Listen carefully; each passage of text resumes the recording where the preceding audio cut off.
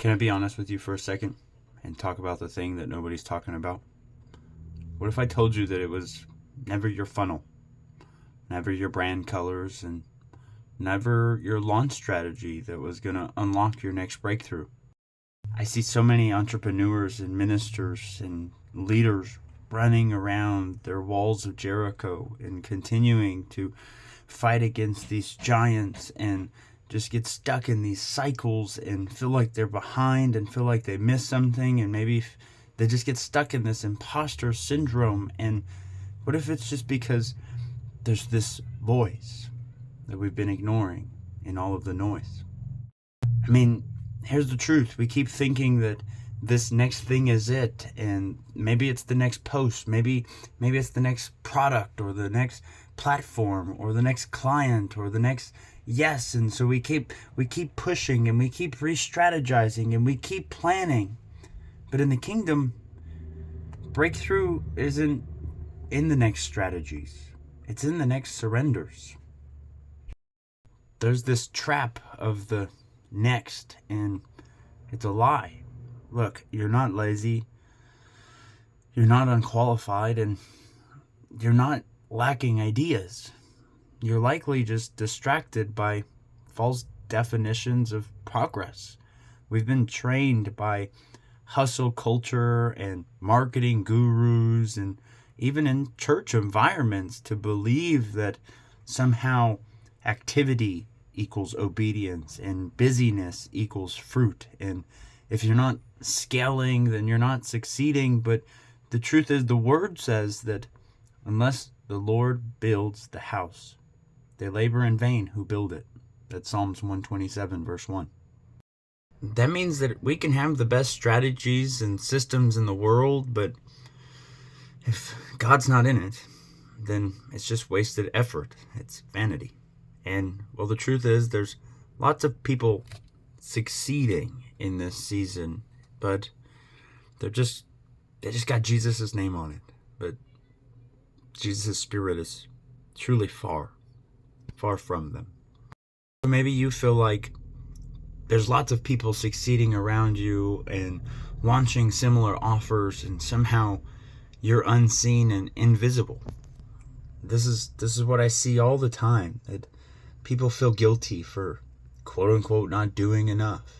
But truthfully, they've never even defined what enough looks like. Business owners that are feeling dry spiritually because they're feeding their funnel more than they feed their spirit. Leaders building from survival modes and insecurities instead of sonship and intimacy. Let's be real. We've made the plans and we forgot to ask God for the blueprints. God doesn't need our hustle. He needs our hearts. Proverbs 16:9 tells us that a man's heart plans his ways, but the Lord is the one who directs the steps. The Father is not against strategies. He's not anti-strategy. He gave Noah the blueprint for the ark, and he gave Moses the plans for the tabernacle. He gave Joseph the wisdom and insight to prepare Egypt to get through the famine. But the truth is, all of them got their instructions in the secret place, and not from some marketing webinar and some marketing guru. Most believers miss this, that our clarity doesn't come from constant content download online. Funny enough, you're watching this online, but it comes from consecration. Moses didn't say, Lord, help us get into the promised land.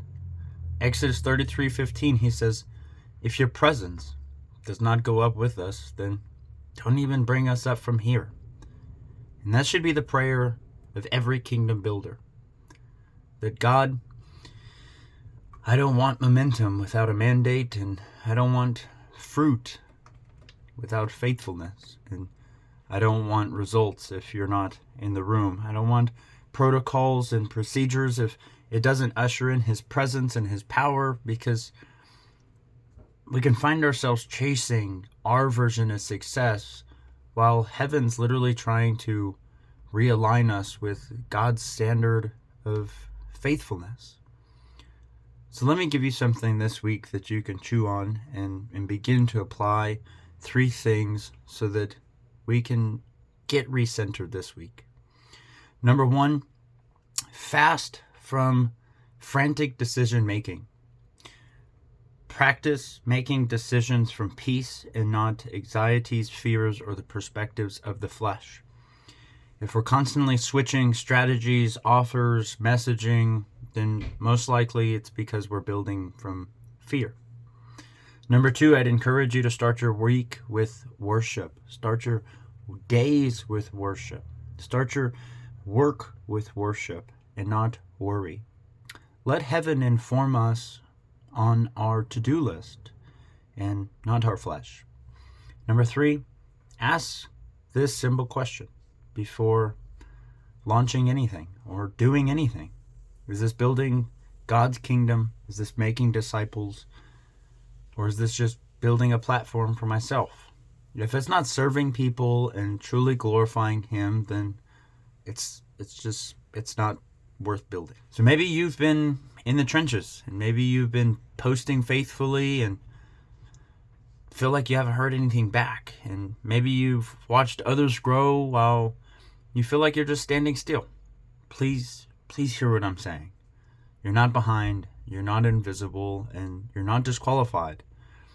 I truly believe that the Father is preparing you, and preparation is not punishment. It is truly protection. And the longer that the foundation takes to lay, it's literally just because, well, it's the taller the structure that heaven's going to build. So don't resent the hidden season, and don't chase the stage that God hasn't called you to yet. Don't try to outrun the very process that is squeezing and forming the oil. So let me ask you this. Have you made an idol of the next thing? Are you chasing God's promises and leaving behind His presence? If so, then this is your invitation to come back. Come back to the center of rest. Come back to the secret place. Come back to build from the place of rest and clarity. Because when we stop striving and we simply just start listening, this is the place that He'll give strategies and timing and gives peace. So if this has stirred you, drop a comment and tell me where you've been striving. And let me know if you're done building in the flesh and ready to build in faith. If you are, check out the Path to Purpose mentorship, where we walk this out together in real time. The link is in the description for more information. Let's stop building like slaves and let's start building like sons.